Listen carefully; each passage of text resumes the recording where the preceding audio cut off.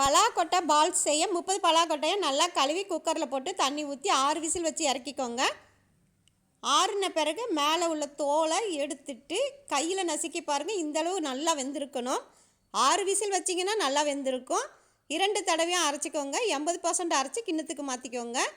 இந்த அளவுக்கு அரைச்சிக்கோங்க. அது கூட கடல மாவு, கார்ன்ஃப்ளவர் மாவு, அரிசி மாவு, வெங்காயம், கருவேப்பிலை, இஞ்சி பூண்டு பேஸ்ட்டு, காஷ்மீரி வத்தப்பொடி, சிக்கன் பொடி, கறி மசால் பொடி, சீரகப்பொடி, மிளகு பொடி, உப்பு, கொஞ்சம் கொஞ்சமாக தண்ணி விட்டு கெட்டியாக பிசைஞ்சுக்கோங்க.